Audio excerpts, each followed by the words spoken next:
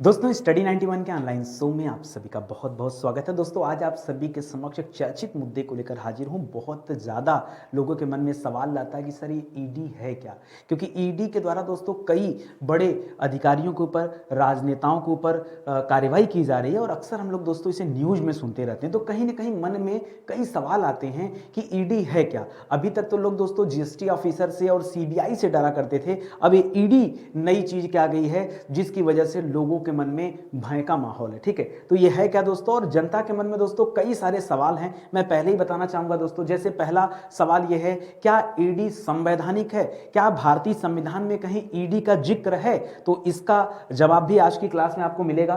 किस कानून के तहत ईडी काम करती है, वो कौन कौन से कानून हैं, किन मामलों में ईडी जांच कर सकती है, क्या किसी भी मामले को उठा के ईडी जांच कर सकती है या इसका कोई तरीका होता है, कुछ उसके लिए निश्चितताएं हैं, उसमें जांच करेगी, या फिर ईडी जांच के लिए मामलों का चयन किस आधार पर करती है। ठीक है, तो इस तरह के दोस्तों कुछ अच्छे सवाल हैं जो आप हमसे पूछना चाहते हैं। ठीक है, उसी के साथ साथ दोस्तों देश के भगोड़ों के बारे में भी आज चर्चा होगी, जिन्होंने देश के करोड़ों रुपए गबन कर दिए और हमारे देश से फरार हो गए। तो ऐसे भगोड़ों के बारे में मैं बताऊंगा। ईडी के लिए जो पावरफुल अधिनियम है जिसके बिना ईडी कुछ नहीं होती, अगर ये अधिनियम ना होते, ये 3 अधिनियम दोस्तों बहुत इंपॉर्टेंट है, इसी की वजह से जो कुछ है आज ईडी है, वरना ईडी के पास जो शक्ति है ना वो शक्ति रही नहीं जाती। और एक सबसे बड़ा सवाल जो नीचे लिखा हुआ दोस्तों यहां पर, कि क्या ईडी ने अपने शक्ति का दुरुपयोग किया है? तो मैं आपको उलझाऊंगा नहीं, मैं आपसे कोई कमेंट नहीं मांगूंगा, मैं आपको बताऊंगा आज अपनी क्लास में कि क्या ईडी का दुरुपयोग हो रहा है, वर्तमान समय को देखा जाए तो क्या दुरुपयोग हो रहा है। और एक सवाल और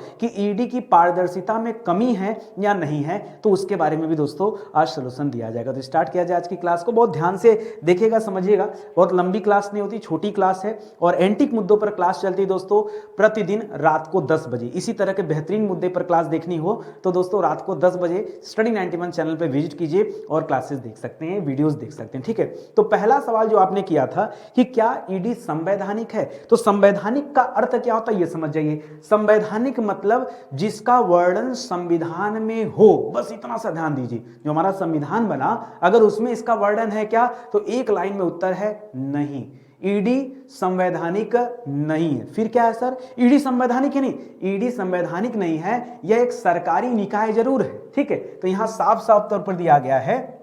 अच्छा, एक चीज मन में और ध्यान दीजिएगा कि जो ईडी है दोस्तों, कई बार दोस्तों इसे इंग्लिश में ईडी कहते हैं, इसी को दोस्तों हिंदी में प्रवर्तन निदेशालय कहते हैं। ठीक है, ये आप समझे, या ई फॉर हो जाता है इन्फोर्समेंट और डी फॉर माने हो जाता है डायरेक्टरेट। ठीक है, तो इन्फोर्समेंट डायरेक्टरेट भी इसे कहा जाता है। आ गई बात समझ में? तो ईडी जो है यह संवैधानिक निकाय नहीं है, साफ तौर पर जान जाइए, यह वित्त मंत्रालय के अधीन काम करने वाली एक सरकारी एजेंसी है। सर जो हम डरते हैं ये एक सरकारी एजेंसी से डरते हैं? जी हाँ, बिल्कुल आप सही समझ रहे हैं दोस्तों, ये एक प्रकार की सरकारी एजेंसी है, लेकिन इसके पास बहुत ज्यादा पावर है, शक्ति इसके पास बहुत ज्यादा है। जिसके कारण शक्ति उसके बारे में बताऊंगा, जो 3 अधिनियम है उनके बारे में भी चर्चा किया जाएगा। अच्छा, ईडी करती क्या दोस्तों, तो ईडी वित्तीय गबन, वित्तीय गबन मतलब वित्तीय का मतलब होता है या आर्थिक का मतलब होता है जहां मामला पैसों का हो, सीधी सी बात याद रखें। ठीक है, गबन मतलब गायब हो जाना, जहां पैसे का गबन हो, किसी तरह का वित्तीय गबन हो या उसकी धोखाधड़ी हो, उसकी जांच करने के लिए दोस्तों यह एक केंद्रीय एजेंसी है जो उन चीजों की जांच करती है। ठीक है, लेकिन मामले दोस्तों कम से कम 1 करोड़ या उससे अधिक के होने चाहिए, तब दोस्तों मामला ईडी के पास जाएगा। ऐसे छोटे मोटे रुपयों के लिए जांच नहीं होता है। ठीक है, एक चीज और याद रखेगा दोस्तों, ईडी को कहा क्या जाता है, तो इसे इन्फोर्समेंट डायरेक्टरेट कहा जाता है, या हिंदी में इसी को क्या कहा जाता है, प्रवर्तन निदेशालय कहा जाता है। ठीक है, एक सवाल का उत्तर आपको मिल गया। चलिए आपके अगले सवाल का मैं जवाब देता हूं।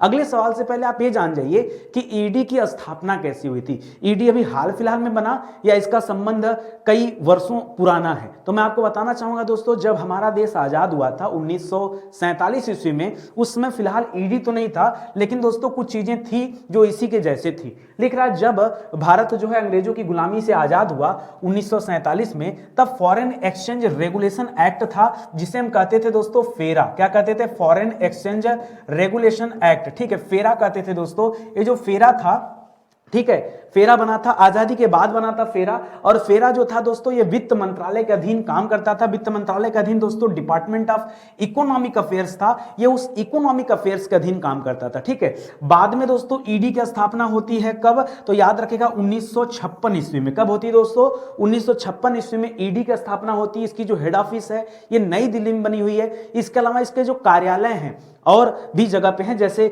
मुंबई मेट्रो सिटी है, कोलकाता मेट्रो सिटी है, चेन्नई मेट्रो सिटी, और इसके साथ साथ चंडीगढ़ भी याद रखिए जहां पर ईडी का क्या है, कार्यालय बना हुआ है। बाकी हेडक्वार्टर की बात करेंगे तो दिल्ली हेडक्वार्टर है। कुल मिला जुला के 1956 ईस्वी में ईडी को स्थापित कर दिया गया था, बना दिया गया था। ठीक है, अच्छा अब इसके बाद की बात देख लीजिए, ईडी या एनफोर्समेंट डायरेक्टरेट ये होता क्या है, एक बार मैं साफ तौर पे इसे बता दूं। तो दोस्तों 1956 में जब इसका गठन किया गया तो उसके ठीक अगले साल 1957 में इसका नाम बदलकर क्या कर दिया गया, डायरेक्टरेट ऑफ इन्फोर्समेंट, जो कि शुरू में क्या था दोस्तों, एनफोर्समेंट डायरेक्टरेट, जिसे आप सीधे सीधे ईडी बोलते हैं, उसको बदल के उसका नाम कर दिया गया डायरेक्टरेट ऑफ इन्फोर्समेंट। ठीक है, तो इसी को दोस्तों हम शॉर्टकट में क्या कहते हैं, ईडी कहते हैं, ये ध्यान दीजिएगा। फिर कुछ वर्षों बाद 1960 में ईडी को रेवेन्यू डिपार्टमेंट में दोस्तों शिफ्ट कर दिया गया, और ये तब से उसी रेवेन्यू डिपार्टमेंट के अंतर्गत काम करता है, क्योंकि इसका काम क्या दोस्तों, वित्तीय मामलों या धोखाधड़ी की जांच करना। ठीक है, याद रखेंगे साफ तौर पर, बस एक लाइन यही याद रखें। अब मैंने थोड़ी देर पहले आपसे कहा था कि दोस्तों ईडी के पास 3 बड़े कानून के तहत दोस्तों शक्ति मिलती है, क्योंकि इसका कहीं भी उल्लेख हमारे संविधान में तो नहीं है, लेकिन दोस्तों एक सरकारी निकाय है तो पावर इसे अलग से दिया गया। ठीक है, तो जो पावर दिया गया दोस्तों, उस पावर के तहत जिन 3 कानूनों की बात करते हैं हम पहले उसे समझ लेते हैं। तो याद रखेगा ये जो ईडी है इससे संबंधित जो पहला कानून है, पहले तो फेरा से संबंधित था, लेकिन बाद में फेरा को बदलकर फेमा कर दिया गया। फेमा मतलब फॉरेन एक्सचेंज मैनेजमेंट एक्ट। ठीक है, तो याद रखेगा इसे क्या कर दिया गया दोस्तों, फेमा कर दिया गया। एफ मींस होता है फॉरेन, ई माने एक्सचेंज, एम माने मैनेजमेंट, ए फॉर एक्ट। ठीक है, ये एक्ट आया था दोस्तों 1999 ईस्वी में, जबकि इसे लागू किया गया था दोस्तों 1 जून सन 2000 को इस एक्ट को लागू किया गया। फेमा की बात करें सन 2000 में दोस्तों फेमा लागू किया गया। ये फेमा होता क्या है, एक लाइन में आप उसे समझ जाइए। इसके तहत जो ईडी है ये क्या करती है, फॉरेन एक्सचेंज नियमों के उल्लंघन, हवाला लेन देन और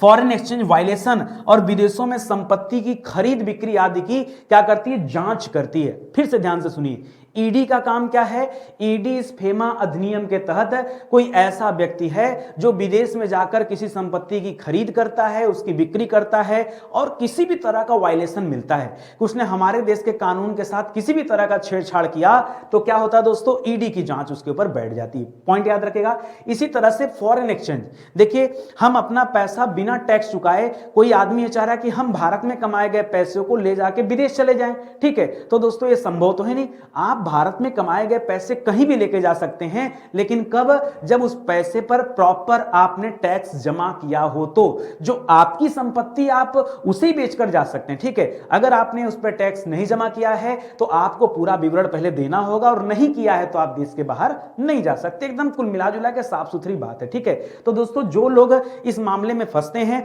उनके ऊपर ईडी जांच बैठाती है।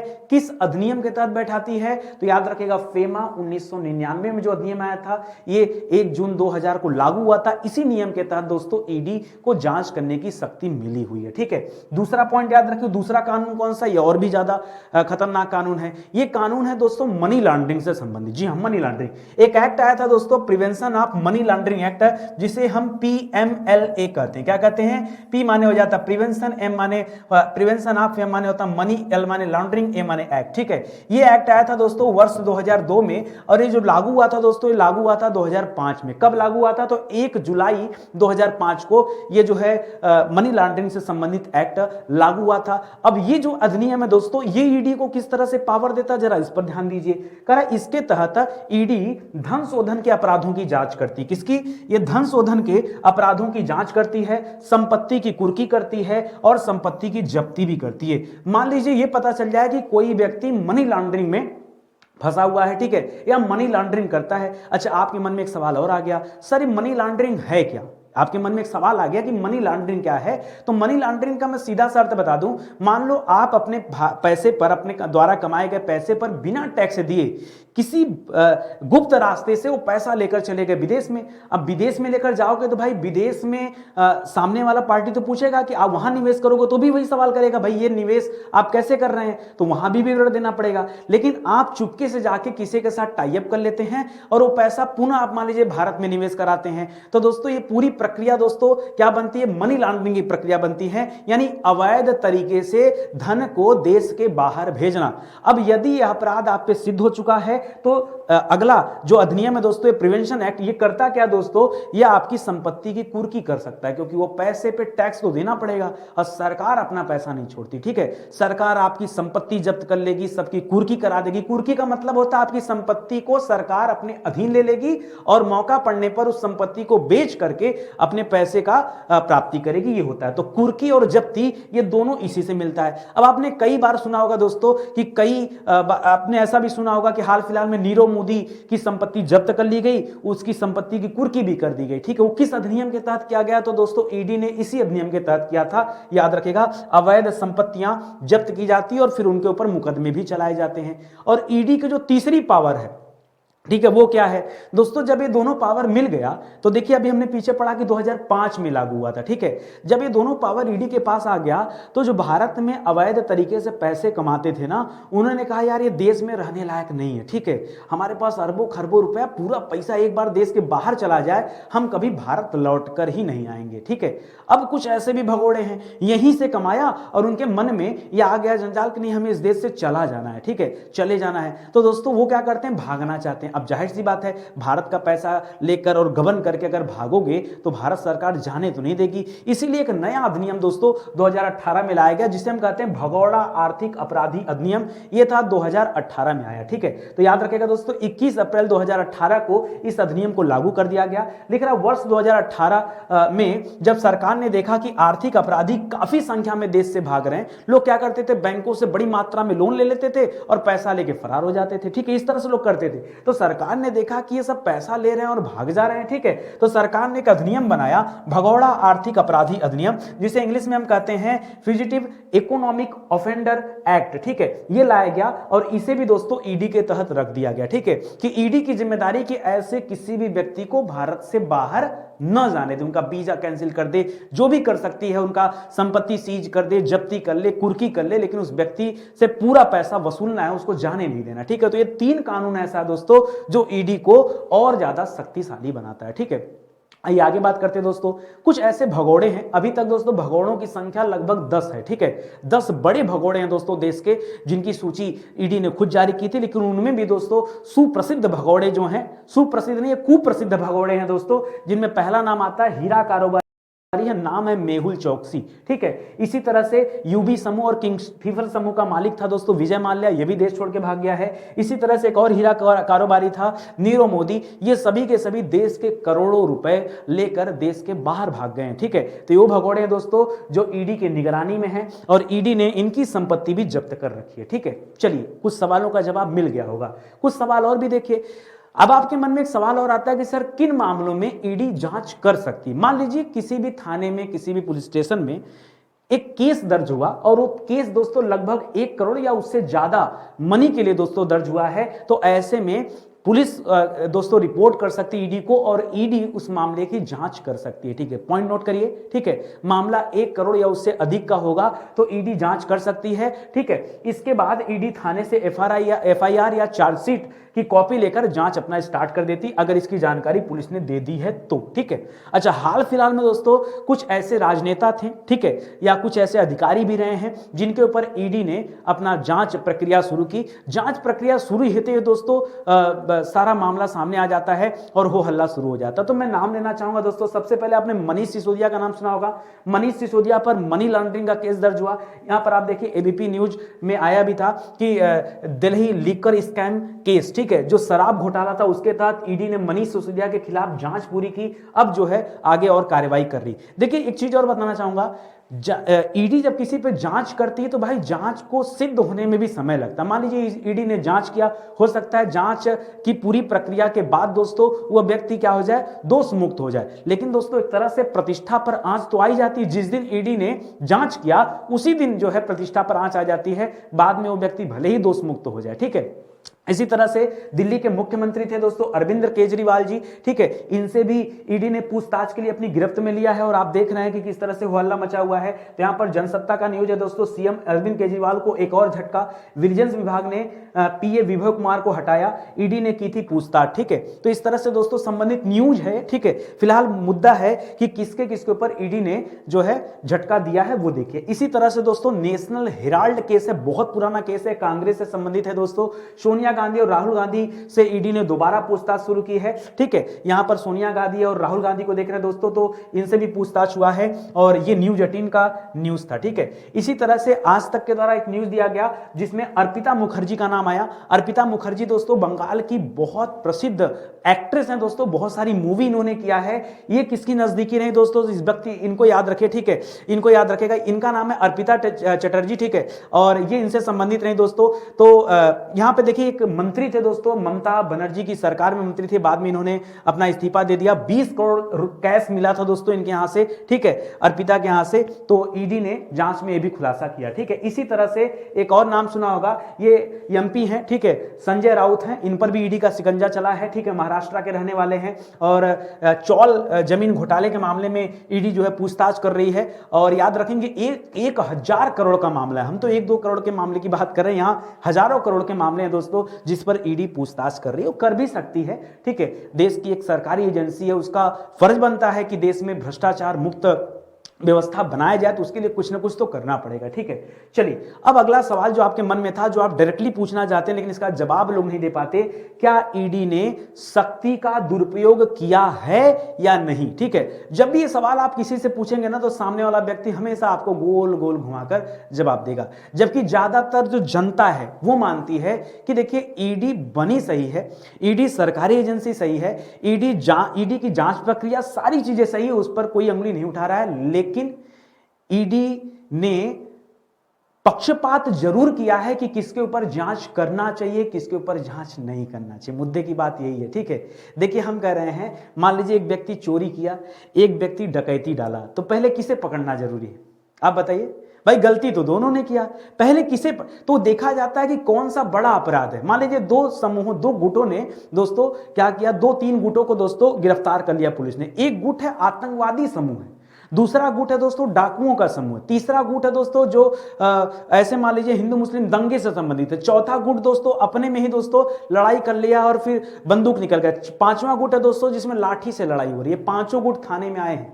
आपको पहले कौन सा मामला ध्यान देना चाहिए, जो संगीन जुर्म हो, जो बड़े जुर्म हो। आप इन सबको छोड़ के लाठी वाले से बात करोगे तो सही नहीं लगता भाई। मतलब देश, देखिए बात सबसे करना जरूरी, कानून सबके लिए समान है, लेकिन पहले और बाद का भी तो मतलब बनता है कि नहीं। तो मैं अगर आपसे पूछूं या आप हमसे पूछें कि क्या शक्ति का दुरुपयोग हुआ है, तो मैं आप कहूंगा कि ईडी के पास मनी लॉन्ड्रिंग जैसे आर्थिक अपराधों की जांच करने की शक्ति और विवेकाधिकार है। उनको कोई बताता नहीं है, वे स्वेच्छा से जिन्हें लगता है, जिनके ऊपर जांच करना हो जांच करती है, तथा उन्हें राजनेताओं और सरकारी अधिकारियों पर मुकदमा चलाने के लिए सरकार से किसी विशेष अनुमति की जरूरत भी नहीं है। आप एक बात ध्यान दीजिए, एक पल के लिए पुलिस अगर आपको गिरफ्तार करना चाहती तो वारंट जारी करेगी और मजिस्ट्रेट के पास दोस्तों आपको गिरफ्तार करके पहुंचाएगी 24 घंटे के भीतर, ठीक है। लेकिन दोस्तों यहां ईडी के पास ऐसा कुछ नहीं दोस्तों। ईडी क्या कर सकती है, ईडी बिना सरकार की अनुमति के गिरफ्तार कर सकती है, इसे अनुमति की आवश्यकता नहीं है। ध्यान दीजिएगा, अनुमति की आवश्यकता नहीं है। हालांकि इस शक्ति का दुरुपयोग किया गया है। तो आप पूछेंगे किया गया है या नहीं, तो क्या कहा जाएगा, किया गया है, ठीक है। क्योंकि मामूली अपराधों को भी ये जो प्रिवेंशन ऑफ दोस्तों मनी लॉन्ड्रिंग एक्ट था उसके दायरे में लाया गया है, ठीक है, मामूली अपराधों को, ठीक है। अब आप कहेंगे सर आप हर अपराध को मामूली कर, ऐसा नहीं है। मैंने आपसे कहा ना ये 5 लोग हैं और सभी ने गलती किया। भाई किसके ऊपर ज्यादा ध्यान देना, भाई आतंकवादी समूह के ऊपर ज्यादा ध्यान दीजिए, देश की अखंडता एकता का सवाल है, उनसे ज्यादा लोगों को हानि पहुंच सकता है, तो पहले उसे ध्यान दीजिए। उसी प्रकार से इन चीजों को छोड़ करके, ठीक है, ईडी को सही जगह पे ध्यान देना चाहिए। एक चीज और मैं बताना चाहूंगा, जब ईडी को बनाया गया था तो ईडी का जो मूल उद्देश्य था वो क्या था, मैं बता दूं। ईडी का मूल उद्देश्य था नशीले पदार्थों की तस्करी से संबंधित जो मनी लॉन्ड्रिंग होती है उसको रोकना। मैंने क्या लाइन दिया, नशीले पदार्थों की तस्करी से संबंधित अगर मनी लॉन्ड्रिंग हो रही है तो उसे रोकने के लिए दोस्तों इस पीएमएलए का गठन किया गया था। तो जो मूल उद्देश्य है, पहले आप वो कार्य करिए, बाद में दूसरा कार्य करिए। ठीक है, बात समझ में आ रही है ना? तो ये पॉइंट की बात है। एक अगला सवाल जो आप सभी के मन में रहता है कि ईडी जांच के लिए मामलों का चयन कैसे करती है या करता है। ठीक है, ईडी कैसे करती है दोस्तों? तो इस संबंध में पारदर्शिता की कमी है। ठीक है, क्या दोस्तों? ट्रांसपेरेंसी नहीं है। ठीक है, अब सामने लिखा हुआ है कि विवेकाधिकार है, तो जैसे थाने में वैसे आदमी बैठे ऑफिसर का विवेकाधिकार है कि वो कौन से मामले को पहले देखेगा, कौन से बाद में देखेगा, लेकिन एक मानवता के नाते, ठीक है, एक सही अधिकारी होने के नाते जो आपकी ड्यूटी बनती है कम से कम वो तो सही तरीके से निभाइए। तो यहां पर दोस्तों पारदर्शिता की थोड़ी सी कमी है और अक्सर इसे विपक्षी दलों को लक्षित करने के लिए जाना जाता है। वर्तमान में जो स्थिति बनी हुई दोस्तों वो कुछ ऐसी ही नजर आ रही। ठीक है, और आगे समझिए, करा ईडी द्वारा दर्ज मामलों में दोष सिद्धि की जो दर है दोस्तों बहुत कम है। अब ये मैं क्यों कह रहा हूं? मैं बिना आंकड़ों की बात नहीं कर रहा हूं। ठीक है, जो दोष सिद्धि की दर है वो बहुत कम है, लेकिन मीडिया ट्रायल के चलते अभियुक्त की प्रतिष्ठा और मान सम्मान पर पहले ही अंगुली उठ जाती। भाई ईडी की जांच बैठी, पूरा मान प्रतिष्ठा सम्मान सब उसका वहीं धरा का धरा रह जाता है कि इनके ऊपर ईडी की जांच चली है, दोष सिद्धि जब होगा तब होगा, लेकिन पहले ही सारी प्रतिष्ठा उसकी समाप्त हो जाती है। ठीक है, तो ये पॉइंट ध्यान में रखेंगे। अब एक चीज और बता दूं मैं दोस्तों, जब ये गठन हुआ, ठीक है, 2005 से अगर एक मोटी मोटा आंकड़ा ले, जब कांग्रेस की सरकार थी तो 2005 से लेकर 2013-14 तक अगर आप देखेंगे तो ईडी की तरफ से दोस्तों दोष सिद्धि के जो मामले थे वो शून्य थे। ठीक है, शून्य थे, लेकिन 14-15 से लेकर के फाइनेंशियल ईयर 2021-22 के बीच में कुल 888 मामले दर्ज किए गए। ईडी के द्वारा कितने मामले दर्ज किए गए दोस्तों? कुल 888 मामले दर्ज किए गए, जिसमें दोष सिद्धि कितने मामले में हुए दोस्तों? तो केवल 23 मामलों में दोस्तों दोष सिद्धि हुआ। आप समझ रहे हैं, केवल 23 मामलों में अभी दोष सिद्धि हुआ। ऐसा नहीं है कि बाकी के मामले में क्लीन चिट दे दिया गया, कुछ मामले में अभी भी प्रक्रिया चल रही है, लेकिन कई सारे मामलों में क्लीन चिट भी मिल चुका है। ठीक है, तो इस प्रकार दोस्तों 2-3 चीजें यहां बहुत जरूरी है। जो दोष सिद्धि है, जो प्रक्रिया है, उसको ईडी को और तेज करना चाहिए। अगर जनता के मन में सवाल है कि नहीं विपक्षी राजनेताओं को लक्षित किया जा रहा, तो इस पर थोड़ा सा ध्यान देना चाहिए। पारदर्शिता की जो कमी बन रही है या विवेकाधिकार की जो बात आ रही है उस पर थोड़ा ध्यान देने की आवश्यकता है। अच्छा, बच्चों की एक बात बताऊं मैं, बच्चों के मन में बार बार जब से मैं वीडियो जिस तरह के दे रहा हूं, स्पेशल वीडियो, हर क्लास में बच्चे कमेंट करते हैं या लोग कमेंट करते हैं जो ना पढ़ाई करते हैं, वो लोग भी ये वीडियो देखते रहते हैं, तो उनका कमेंट आता है कि सर ये आप किस लिए पढ़ा रहे हैं। ठीक है, तो जो लोग अब नॉर्मल है, जो पढ़ाई नहीं करते, तैयारी नहीं करते, उनके लिए तो भाई ये वीडियो जानकारी के लिए है, आपको बहुत सारी चीज़ें पता चली होंगी। अब बात आती है कि जो तैयारी करते हैं, जो किसी न किसी एग्जाम के लिए अपने आप को प्रिपेयर कर रहे हैं, अगर वो सवाल खड़ा करते हैं कि ये सवाल सर आप क्यों पढ़ा रहे हैं, तो मैं आपको दुनिया के या भारत के सबसे बेहतरीन एग्जाम की बात करता हूँ, यूपीएससी।